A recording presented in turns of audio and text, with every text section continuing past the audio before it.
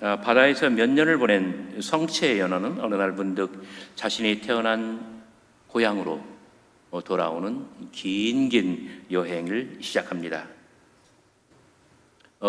자기의 태어난 곳으로 돌아오는 이 긴 여행길에서 난폭한 파도, 그리고 물결, 이 비늘과 지느러미가 파손되고 심지어 부레까지 망가진다고 합니다.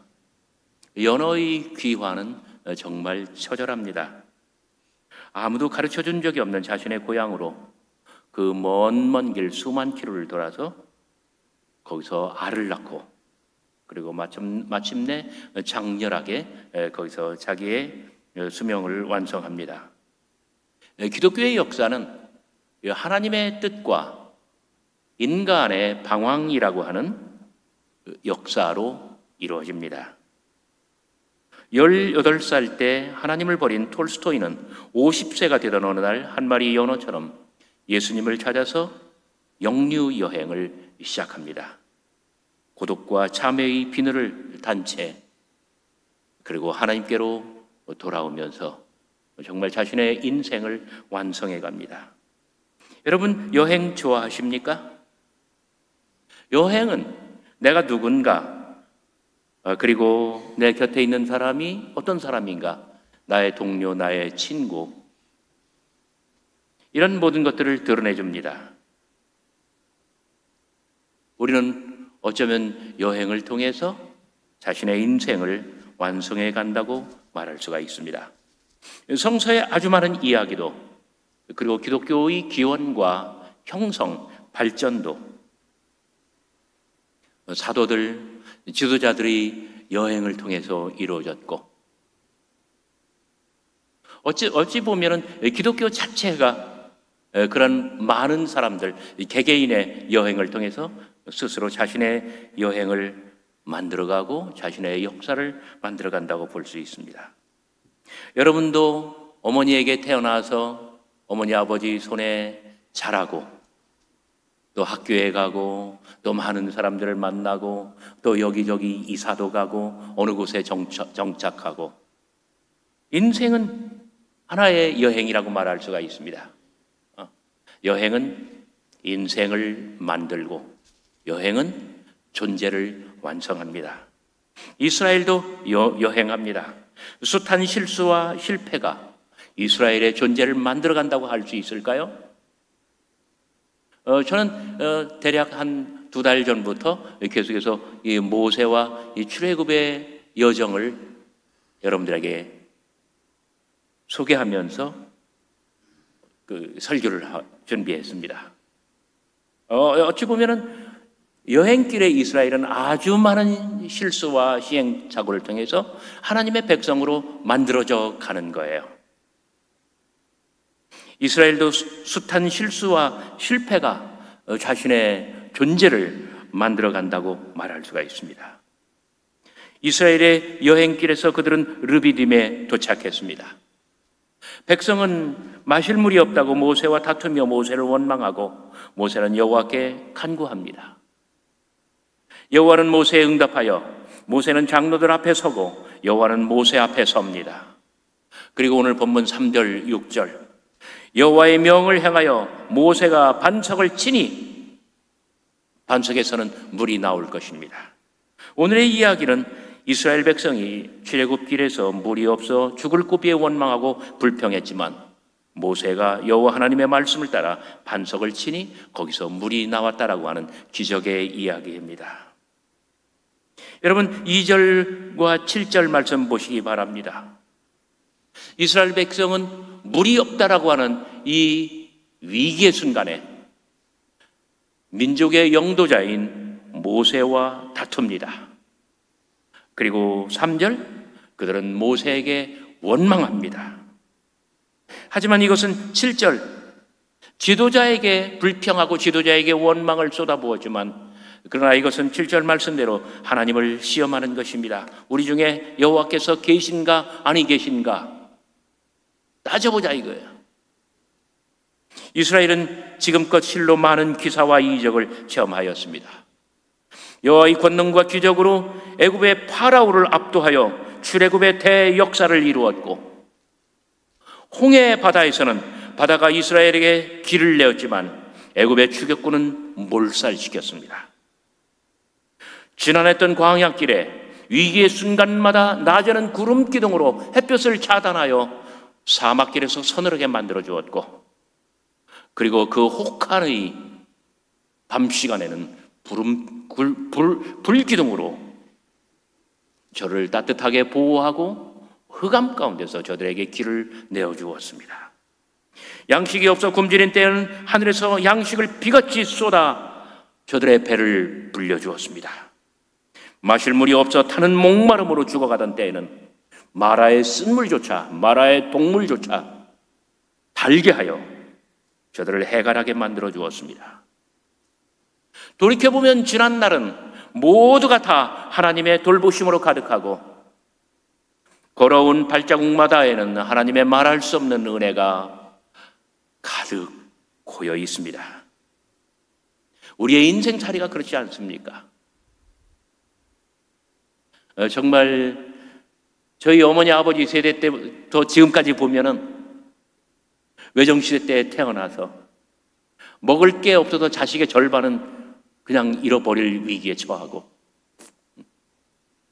겨우 해방되었더니 6.25 동란의 보릿고개에, 저희 아버지는 살아계실 때 정말 습관처럼 말씀하셨어요. 지금 우리가 쌓은 부와 우리가 누리고 있는 이 행복은 상상할 수조차 없는 것이라고요.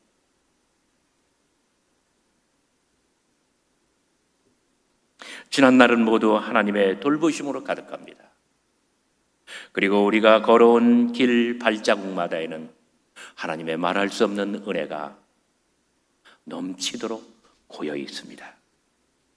하지만 망각은 불신을 낳습니다. 이스라엘은 지난날에 위대했던 모든 순간을 삽시간에 잊어버렸습니다. 이스라엘을 향하신 여호와의 자상하심과 인자심과 그들에게 베푸신 그 위대한 능력과 기적을 그들은 모두 망각해버린 것입니다. 그리고는 참지 못하고 조급하여 하나님의 종 모세와 다투고 모세를 원망합니다. 이 모두는 하나님을 시험하는 것입니다. 하나님께서 우리 가운데 계신가 아니 계신가 시험해보자. 기다림도 없고 인내도 없고 도무지 참을 수 없는 조급함으로 가득한 현대인의 자화상을 낱낱이 보여주는 대목입니다. 조급함, 인내치 못함, 그리고 불평과 원망, 다툼과 시험, 이것은 하나님의 은혜를 믿지 아니하는 불신의 명정한 표식입니다. 바로 그 순간 모세도 그만 인내심을 잃고 말았습니다. 그리고 하나님 앞에 나아가 내면의 불만과 불안을 토로하였습니다. 4절, 모세가 여호와께 부르짖어 가로되 내가 이 백성에게 어떻게 하리이까? 그들이 얼마 아니면 내게 돌질을 하겠나이다. 우리는 오늘의 이야기에서 사람이 인생길에서 역경과 환난을 만났을 때 두 가지 반응의 양식이 가능하다는 귀한 메시지를 넣었습니다. 첫 번째는 무엇입니까?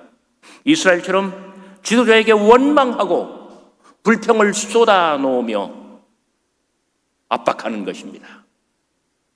두 번째는 무엇입니까? 모세처럼 여호와 앞에 나아가 하나님께 부르짖는 것입니다. 여기는 분명 차이가 있습니다. 지도자를 탓하며 원망할까? 하나님께 나아가 부르짖으며 나의 사정을 고할까? 여러분, 기적을 일으키는 것은 두 가지 방법 가운데 무엇이라고 생각합니까? 우리의 인생을 새롭게 창조하는 것은 우리의 인생의 새로운 창조의 능력으로 발휘하게 만드는 것은 그 두 가지 반응 양식 가운데 무엇이라고 생각하십니까? 모세는 근본적으로 믿음의 사람이었습니다. 여호와께서 모세에게 말씀하십니다. 5절 6절 백성 앞을 지나가서 이스라엘 장로들을 데리고 하수를 치던 내 지팡이를 손에 잡고 가라. 내가 거기서 호렙산 반석 위에 너를 대하여 서리니 너는 반석을 치라. 그곳에서 물이 나리니 백성이 마시리라. 여러분, 하수를 치던 지팡이, 왜 애굽의 하수를 치던 지팡이입니까? 지팡이. 제가 또 들고 나왔습니다.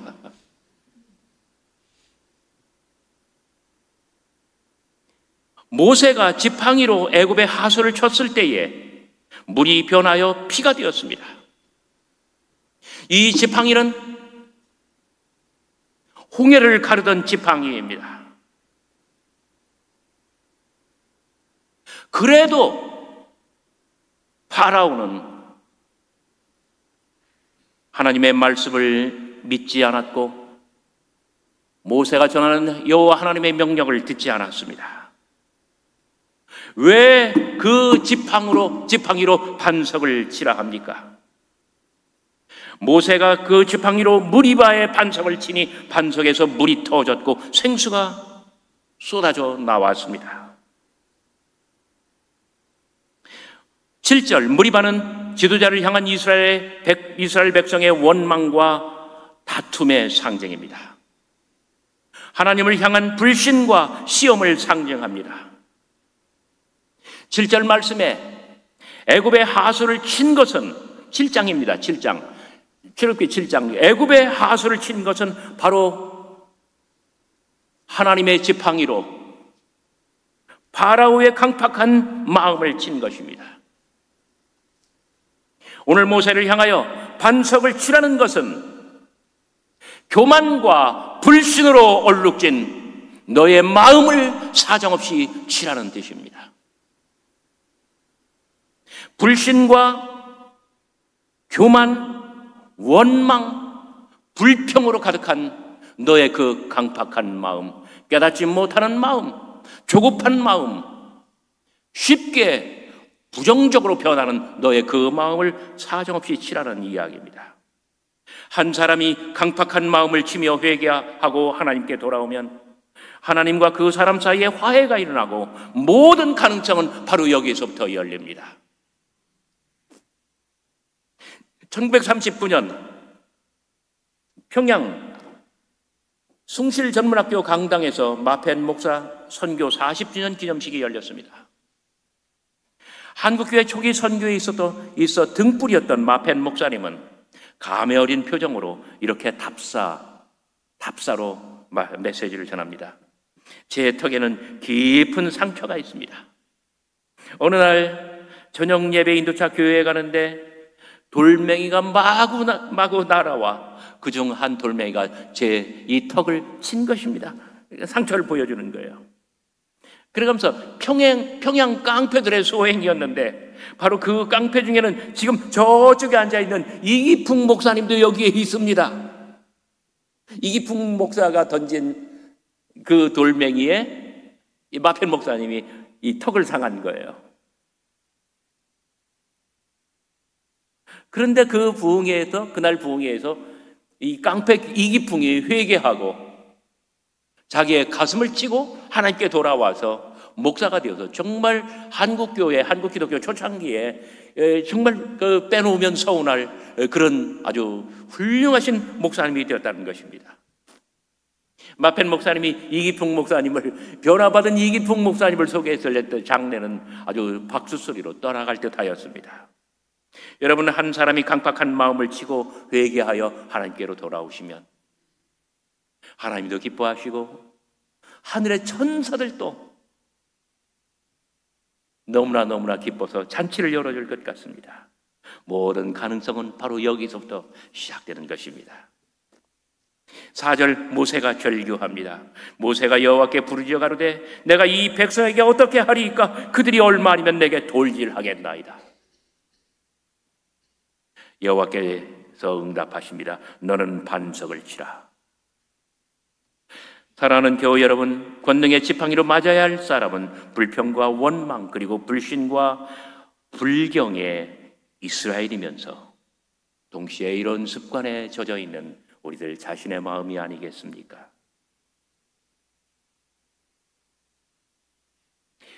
여호와께서는 모세에게 너는 반석을 치라고 말씀하십니다. 나중에 1000년, 2000년 후에 바울은 오늘의 이 사건을 그리스도론적으로, 기독론적으로 해석하였습니다. 고린도전서 10장 1절부터 4절까지의 말씀입니다. 형제들아, 너희가 알지 못하기를 내가 원치 아니하노니 우리 조상들이 다 구름 아래 있고 바다 가운데로 지나며 모세에게 속하여 다 구름과 바다에서 세례를 받고 다 같은 신령한 식물을 먹으며, 여기 신령한 식물은 만나와 메추라기입니다. 4절, 다 같은 신령한 음료를 마셨으니 이는 저희를 따르는 신령한 반석으로부터 마셨음에 그 반석은 곧 그리스도시라. 모세가 친 것은 반석이었는데 이 반석은 그리스도래요. 이것이 신령한 반석이었다고, 신령한 반석이 그리스도였다고 한다면 그 반석에서 나온 신령한 음료는 무엇이 되겠습니까? 주의 흘리신 보혈로, 우리가 찬송 불렀잖아요. 보혈의 피입니다. 믿으시면 아멘 하시기 바랍니다. 신령한 반석이 그리스도시라면 신령한 음료는 그리스도의 보혈입니다. 이것은 폭력의 악순환, 이 폭력의 순환, 여러분, 한 사람이 다른 사람을 공격하면, 공격을 당한 사람은 쫓아가서 보복을 하죠. 그래서 이에는 이, 눈에는 눈이라고 하였던 거예요. 이게 함무라비 법전에도 있고 구약성경 율법에도 있습니다. 우리들 인생살이가 다 이런 거예요. 그래요. 누군가 나를 공격하면 우리는 쫓아가서 반격합니다. 폭력은 순환되고 이 순환은 악순환으로 이어져서 그칠 길이 없어요. 그러나 그리스도께서 신령한 반석이 되어서 강팍한 우리를 대신하여 당신이 스스로 매를 맞으셨다는 것은 무엇을 뜻합니까? 이제 폭력의 악순환이 그친다는 것을 뜻합니다. 이사야 53장, 그는 실로 우리의 질고를 지고 우리의 슬픔을 당하셨거늘 우리는 생각하기를 그는 징벌을 받아서 하나님께 맞으며 고난을 당한다 하였노라. 그가 찔림은 우리의 허물을 인하며 그가 상함은 우리의 죄악을 인함이라. 그가 징계를 받음으로 우리가 평화를 누리고 그가 채찍에 맞음으로 우리가 나음을 입었도다. 우리는 다 양 같아서 그릇 행하여 각기 지 길로 갔거늘 여호와께서는 우리 무리의 죄악을 그에게 담당시키셨도다. 사랑하는 교우 여러분, 우리의 강팍한 마음을 대신하여 예수 그리스도께서 우리를 대신하여 맞으신 것을 믿으시기를 바랍니다. 불평과 원망뿐인 우리는 근본적으로 불신과 불충으로 인하여 그 심판의 지팡이로 심판과 징계를 받아야 했으나 그리스도께서 그 지팡이로 우리를 대신하여 맞으셨습니다. 폭력은 바로 여기서 멈추고 우리에게는 징계와 형벌이 사라졌으며 영원한 구원과 생명과 빛나는 영광만이 가득함을 믿으시기를 바랍니다. 바로 그렇기 때문에 지도자를 향한 불평과 원망보다는 하나님께 나아가 부르짖고 그리고 하나님께 자기의 사정을 고하면 된다는 것입니다. 모든 가능성은 바로 여기서부터 열립니다. 여호와께서 모세에게 명하시기를 너는 불신과 불만의 이스라엘 백성 앞을 지나가서 원망과 불평의 이스라엘 장로들 데리고 애굽의 하수를 치던 그 지팡이를 손에 잡으라. 애굽의 하수를 치던 그 지팡이를 손에 잡으라 하십니다. 제가 설교 중에 이 지팡이를 안 놓치려고 굉장히 노력을 해요. 놓치면 이거 뱀 되거든요.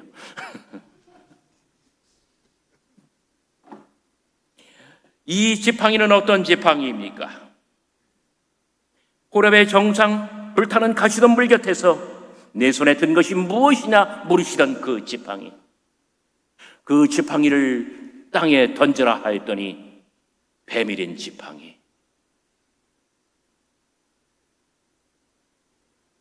파라오의 신복도 모세 앞에서 지팡이로 뱀이 되게 하면 다시 뱀이 되어 그 모든 뱀들을 잡아먹던 지팡이, 앞에는 홍해의 푸른 바다, 등 뒤에는 추격군의 칼날, 이 절체절명의 위기에서 홍해 바다를 가르던 그 지팡이, 하나님의 권능이 임하고 그 모든 기사와 이적을 이루던 지팡이, 하나님의 살아계심과 역사하심의 명정한 증거가 되는 바로 그 지팡이, 여호와께서는 이 지팡이를 손에 잡고 다시 호렙의 바위산에 오르라 명하십니다. 내가 거기서 호렙산 반석 위에 너를 대하여 서리니 너는 반석을 치라. 물이 나리니 백성이 마시리라. 여호와께서는 반석을 치라 명하십니다. 그러면 샘물이 터질 것입니다. 모세에게 지팡이는 믿음의 증거였고 하나님께서 역사하시는 증표였습니다. 바로 그 하나님께서 호렙산 반석 위에서 내가 너와 함께하리라 약속하십니다. 모세는 믿음으로 나아갔습니다. 순종하여 호렙산 반석 위에 올랐습니다. 모세가 이스라엘 장로들의 목전에서 그들의 행하니라. 여호와는 지팡이는 여호와께서 모세와 함께 하시는 증거요, 그 모든 가능성의, 그 모든 권능의 가능성입니다. 예수께서는 제자들에게 말씀하셨습니다. 겨자씨만한 믿음만 있어도 산을 옮기는 능력을 지닌다고요. 기적을 일으키는 기적의 원동력, 우리들 인생길에서 우리가 감히 상상할 수도 없는 그러한 기적을 일으키는 그 가능성의 원동력이 어디에 있습니까? 불평과 불만, 원망, 이것은 자기의 인생을 부정하는 것, 하나님을 부정하는 것, 이런 사람들에게는 기적이 일어나지 않습니다. 그러나 하나님께 나아가 하나님, 제가 이것이 어렵고 이것이 힘듭니다. 제가 이것이 필요한데 제 능력으로는 아니 됩니다. 하나님께 사정을 구하는 사람, 여호와 앞으로 나아가 부르짖으며 여호와께 은혜를 구하는 사람,